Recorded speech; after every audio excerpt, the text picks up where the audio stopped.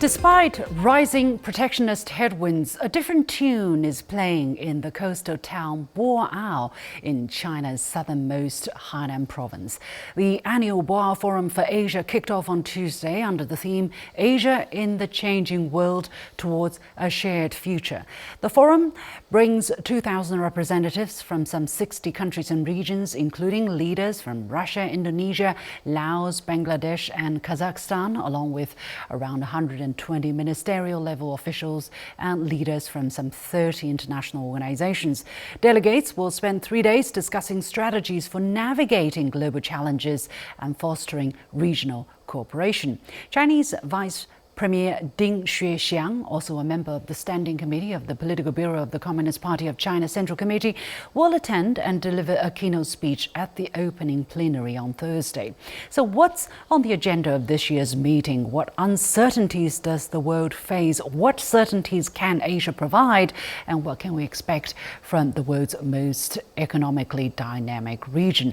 Welcome to The Point with me, Liu Xin, coming to you live from Beijing. I'm pleased to be joined from Boao in Qionghai City, Hainan Province by Carl Fei, Professor of Strategy at BI Norwegian Business School in Oslo. From Beijing by Ana Rosario Malindog Gui, Vice President for External Affairs at the Asian Century Philippines Strategic Studies Institute. And from Shanghai by Niu Hai, being Director of the Institute for Foreign Policy Studies at Shanghai Institute for International Studies. Welcome to all of you to The Point. Carl, let's start with you since you're already in Boao. Tell us what the vibe is like this year and what are people talking about? Well, thanks. It's great to be with you. Things are great here. The weather is beautiful, a little cooler than it's often been in the past. This is my 4th year attending the Boao Forum. And there are more international guests here than there have been in previous years. Greater excitement about collaborating with China, I think, has drawn the guests here. In terms of topics, important topics that are being covered are international trade, the green transition, women's leadership, you'll be happy to know, is on the agenda, and also AI. There's several sessions on AI. One of them I'll be talking at later today, where I'll talk about how AI can be used not just to help companies increase their efficiency, but also to drive innovation. For example, when you have companies that are pharmaceutical companies using AI to predict what molecules might work well together to create a new drug rather than having to test this extensively in a laboratory. Wow, it seems like a packed house there. We're looking at images of the press conference ahead of the forum's opening. Anna, let's go to you. Help us understand what kind of economic and geopolitical circumstances is this year's forum taking place against? Why this year's meeting is timely and relevant from your perspective? Yeah, that's a very important aspect because, as you can see, there are major risks affecting global and Asian markets, and that would include geopolitical tension and fragmentation. Like, for example, there is such a thing as US-China rivalry that continues to divide global tech and investment flows, pressuring Asian economies to choose sides or hedge. And you have to consider some flashpoints when you talk about geopolitics, and that would include Ukraine. Well, it's Ukraine to a greater extent. We have seeing hopefully soon a peace deal between Ukraine and Russia, but still it is a flashpoint at the moment, and there's still a little of war conflict going on there. You have the Gaza conflict, and you have the volatility of the Taiwan Strait, and even the South China Sea. Situation is also some kind of a geopolitical, and there's a geopolitical tension going on in there, so it's kind of a flashpoint, though it's stable to a greater extent. And then you have the global, all of this would affect global energy market, sea lanes and investor confidence if this geopolitical tension and fragmentation will not be managed properly to a greater extent. And then you have what you call the rise of geo-economic blocks. This geo-economic blocks, meaning there are a group of countries that are on one side and the other countries on the other side, and this is being driven, I think, by the Trump 2.0 kind of economic policy or trade policy, and that's very much on trade war, especially on tariffs. So it weakens this kind of challenge actually weakens multilateral trade norms. And yeah, these are basically what you call geopolitical issues and challenges that the world is facing, and even Asia as a whole is facing, that needs to be considered and I think needs to be managed well.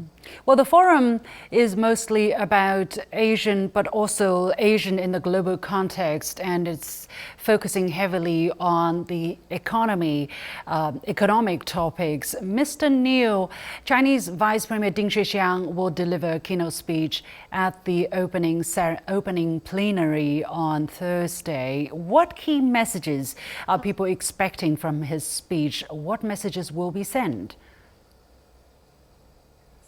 I think following his speech at the Davos Economic Forum, I think he will introduce the Chinese attitude towards economic globalization.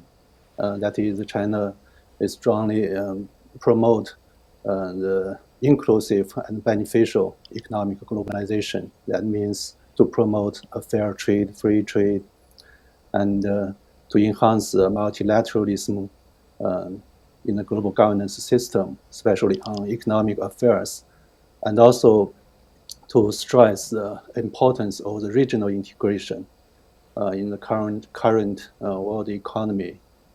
Mr. Niu, you mentioned the Asia-Pacific economic dynamics. Let's take a closer look at that, because this year I understand there is a Boao Forum Asian Economic Outlook and Integration Progress Report that was published, and it's forecast that Asia's economy is expected to grow by 4.5% this year, slightly higher than 4.4% that was recorded last year. And if you take a closer look at the different regions, the report also breaks down the economic growth forecast for different regions. For East Asia, for instance, it forecasts 4.3%. For South Asia, it's 5.9%. For Central Asia, it's 5%. For West Asia, it's 2.9%. It looks lower, but it's still up considerably from 2.1% that was recorded last year. Carl, how do you look at these numbers? What stands out for you, especially in the context of the global economic growth sluggishness, I would say? Well, I think one of the key things is that, internationally, indeed, these numbers are high. I mean, there's a lot of talk in Asia that, it's slowing down. Yes, China will probably not have its 7% growth that it had for many years. But most countries would be just dreaming to have 5% or 4.5% for the region. So I think that's the important thing. What needs to happen to make sure we achieve this? I think the most important thing is consumer confidence. I think that consumer confidence has taken a bit of a hit in Asia. There's a lot of uncertainty in the world, and people are worried about that. And so what governments can do that is keen. And one of the things that I'll be keen to hear tomorrow at the Vice Premier's speech is what China is going to do to further stimulate the Chinese economy. As you know, a couple weeks ago at the two sessions, China set a growth target of GDP growth of about 5% this year. That's in fact the same target they had last year. One of the great things about China is when they set a growth target, they almost always meet that growth target. But I think this year, compared to last year, the Chinese government's going to have to take more efforts to stimulate the economy to actually meet that target. One of the things I like about China is, in general, the Chinese policy seems to be more towards stimulating investment, both individual investment and company investment. So they try to encourage people like you to buy a new electric car by giving you a bit of a rebate. They try to encourage you to buy a new refrigerator for your house. Hope you'll choose one of these things. And they try to encourage companies to buy some new equipment for their factories. This has dividends not only this year, but it helps into the future. Yeah. Whereas some other economies, when they're trying to stimulate things, they just give some money to people, for example, which they could use on buying a beer or whatever. And coupons. As a matter of fact, I have been in the process of moving homes, and I can tell from my personal experience how how strong these stimulus packages are. For instance, if you buy a fridge, you get some percentage off. If you buy a TV, if you buy an oven, if you buy, if you get rid of your old ones, if you exchange old ones for new ones, you get some kind of percentage. So it's encouraging you to buy, to purchase, and all of that. But I do want to still come back to the overall weight of the Asian economy in terms of the global total. And again, something I took away from the report was that the report noted that based on purchasing power parity, Asia's share of the global economy is expected to be 48.6% in 2025. That's nearly half of the global economic scale, and that will be 0.5% higher than the percentage of Asian economy in the global total for last year.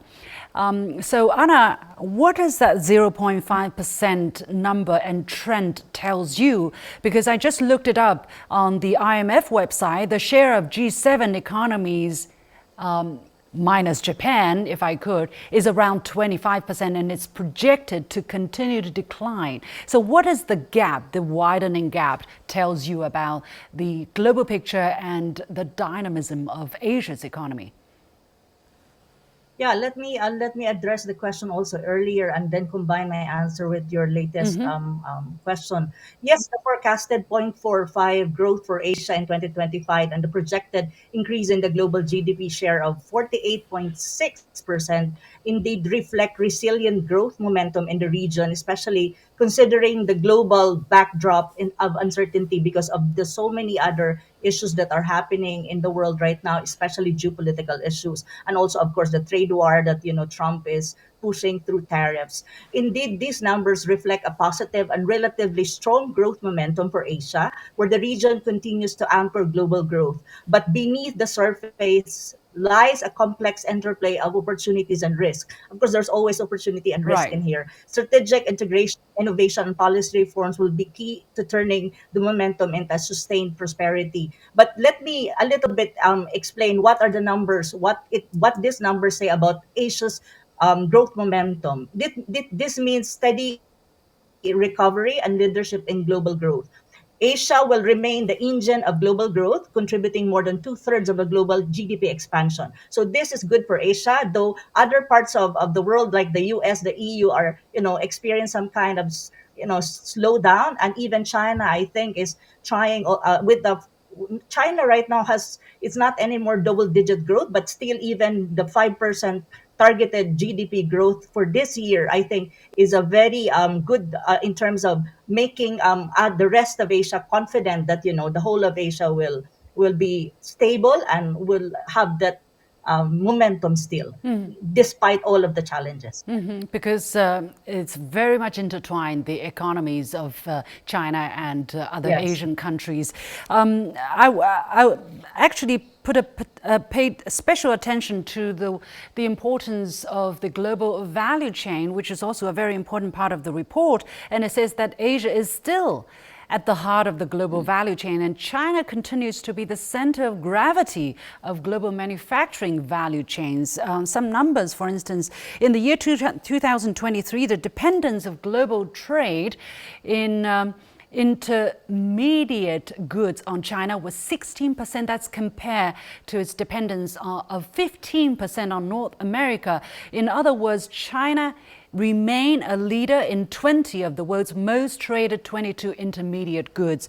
Mr. Niu, what does that tell us about the effect of Trump's trade war 1.0 on China, which literally aimed at taking the value chain back into America's hands and, put America or keep America's dominant position on the global value chain? Yes, I think it's difficult to challenge the economic globalization logic by moving the value chains to a specific country or region, because especially if you can look at Asia, it has a very strong innovation capacity and also very huge market. So that makes the China and also the neighboring countries a major player in the global value chains, especially at the manufacturing sector. But I think the regional economy is getting more diversified, driven by the innovation and free trade agreement, updated free trade agreement by the digital technology, and also China is trying to update its opening up policy Right. by adopting a lot of measures of the unilateral open policy, which will facilitate regional connectivity and integration. So I think a lot of things can help us understand that. So basically, economic integration against tariffs, against protectionism. Carl, is that what has been happening? Because clearly, trade frictions provoked by the US in 2018 have not elevated its position in the global value chains of manufacturing, but have indeed broadened its gap with China in terms of their importance across the global value chains of manufacturing. Do you agree with this assessment? Yes, more or less. I'm strongly against the tariffs that the U.S. Has put in place, despite being American. And I think surely in the short term, this is, well, in the short term, there can be some little benefits, but in the long term, this is really dangerous. And it's going to make China and Asia have a much larger role in the global value chain. And this comes at a particularly good time because, China has put this, I mean, a good time for China, because China has been putting a big focus on moving up the value added chain in terms of innovation.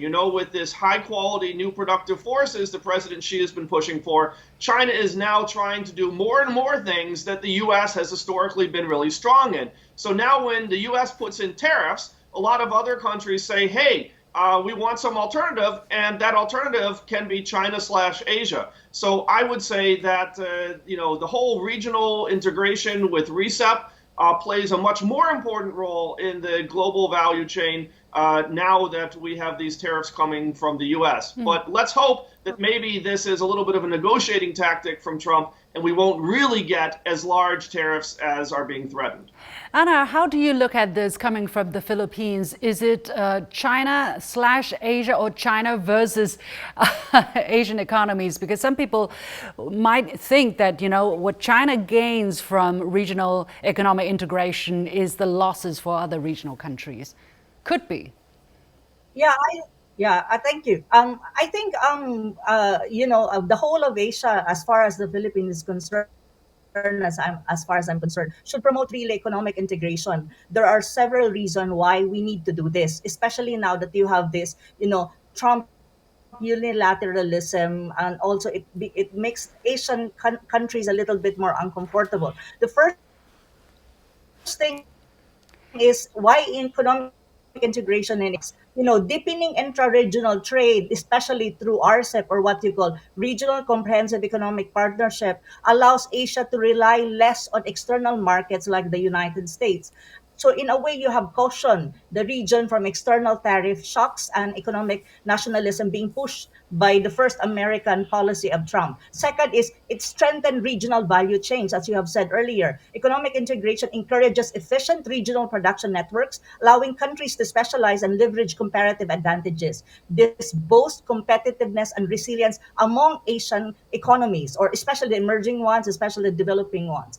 And the less advanced, because in Asia you have more advanced economies like Japan, South Korea, China, but you have this catching up economies like Malaysia, Indonesia, and the Philippines, and the Southeast Asian countries. The other one is, when you have economic integration, you have a unified voice when you talk about global trade.